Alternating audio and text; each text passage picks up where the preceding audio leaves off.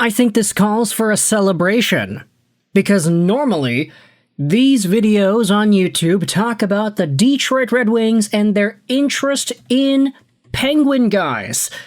It's always, oh, Brian Rust, or oh, Rickard Rakell, who is unfortunately injured at the moment.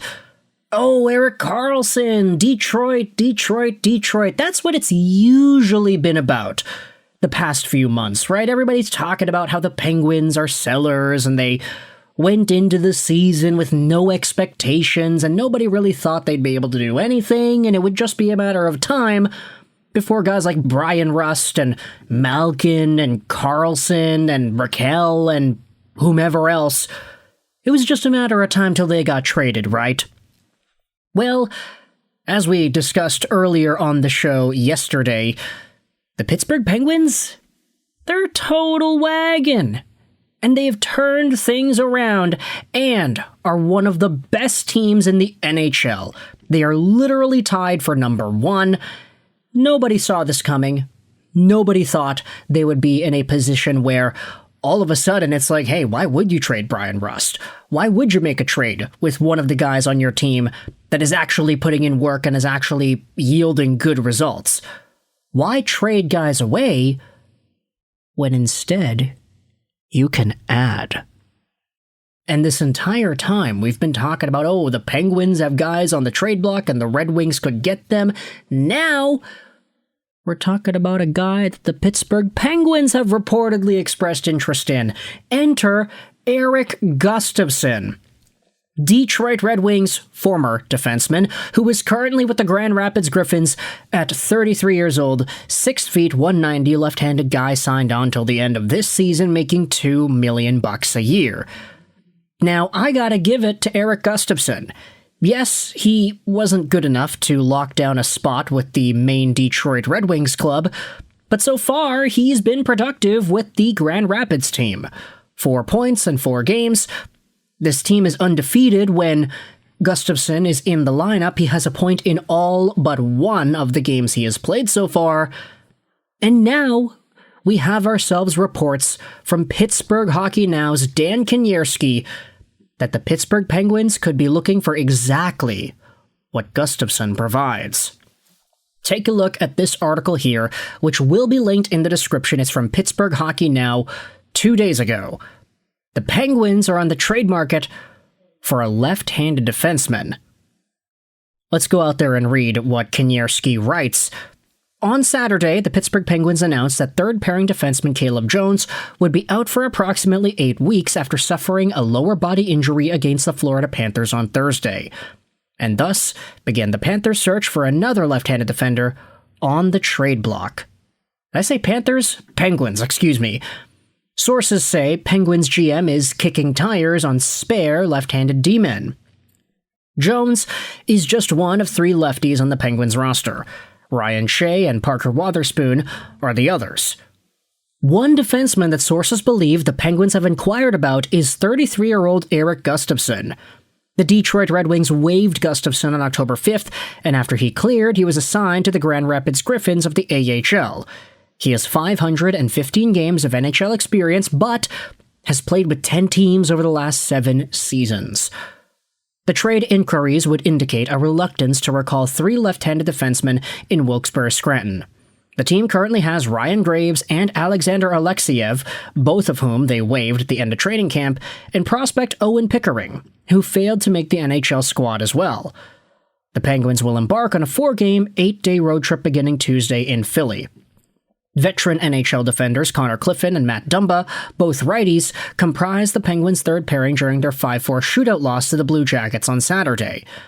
The Penguins acquired both via trade over the summer. Clifton arrived with a second-rounder from Buffalo for Connor Timmins, and Dumba from the Dallas Stars in a salary dump, which also netted the Penguins a second-round pick. Rookie Harrison Branicki has been the mainstay on the pairing, but the team gave the 19-year-old defenseman a break after a couple of shaky performances. Branicki is also right-handed.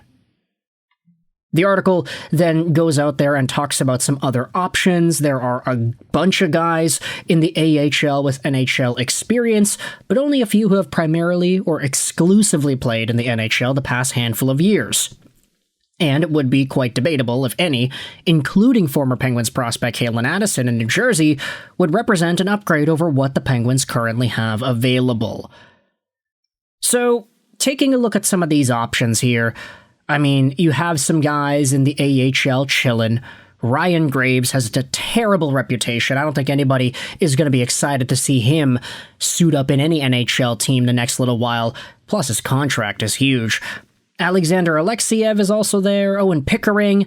I mean, are these guys better right now than what Erik Gustafsson is able to provide?